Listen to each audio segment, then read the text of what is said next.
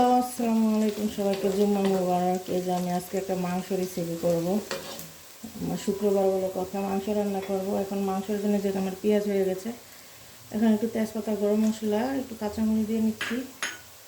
তারপর এখানে মাংস বেশি, তাই আমি আমার আদা রসুন পেস্টও পরিমাণ মতো, মাংসের পরিমাণ মতো নিয়ে নিয়েছি। এই যে আদা রসুন পেস্ট, সাথে পেঁয়াজও আছে রসুনের সাথে।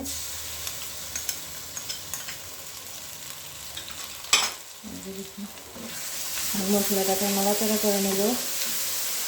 তারপর লবণ দিয়ে দেবো পরিমাণ মতো। লবণ দিয়ে দিলাম।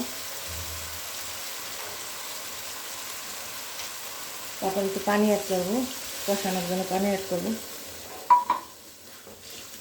পানি অ্যাড করে দিচ্ছি। এখন আবার মশলাটা ভালোভাবে কষাবো একটু কতক্ষণ।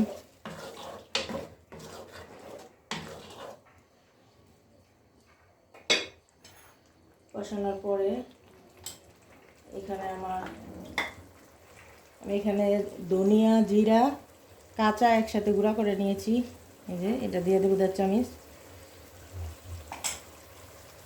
কাঁচা জিরা, কাঁচা ধনিয়া একসাথে গুঁড়া করে নিয়েছি। তারপর মরিচ দিয়ে দেবো 1.5 চামচ। মরিচগুলো অনেক জাল, তাই একটু কমিয়ে দিলাম। এই যে হলুদ দিব 1.5 চামচ। দিয়ে আবার মশলাটা ভালো করে নাড়াচাড়া করে নেব।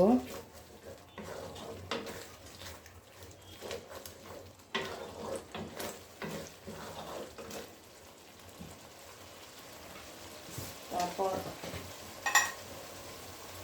এখানে একটা মাংসের মশলা আছে, আমি বাসায় করে নিয়েছি। মাংসের মশলাটা দিয়ে দেবো 1.5 চামচ। এখানে জয়ফল, জয়ত্রী, তারপর শুকনো মরিচ, ধনিয়া গুঁড়া, শাহি জিরা, এগুলো দিয়ে গরম মশলা, এলাচ, দারচিনি সব কিছু দিয়ে একটা মশলা করে নেওয়া আমার। মশলাটা দিয়ে দিলাম। এটা দিলে মাংস অনেক খেতে মজা হয়। এখানে একটু ভালোভাবে কষিয়ে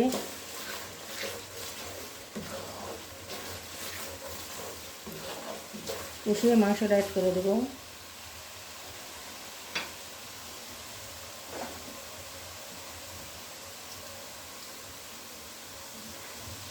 এই যে আমার মশলাটা প্রায় কষানো হয়ে গেছে।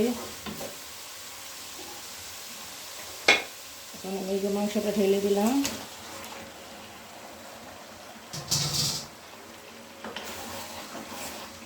ঢেলে দিয়ে ভালো করে নেড়েচেড়ে ঢাকনা দিয়ে ঢেকে দিব।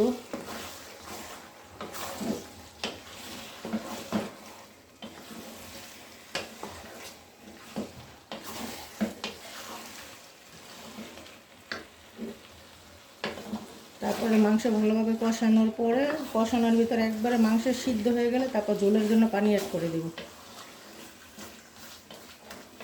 এই যে এখন মাংস হওয়া পর্যন্ত আমি অপেক্ষা করব, রান্না শেষ হওয়ার পর্যন্ত।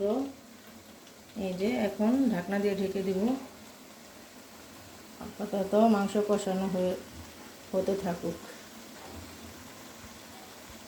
এই যে আজকে আমার গরুর মাংস রান্না করার রেসিপি, এই যে রান্না করার লাস্টের অবস্থা।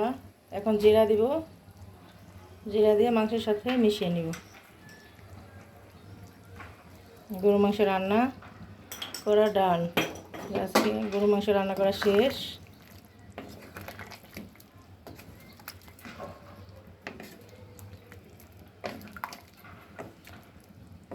এই যে গরু মাংস রান্না করা হয়ে গেছে।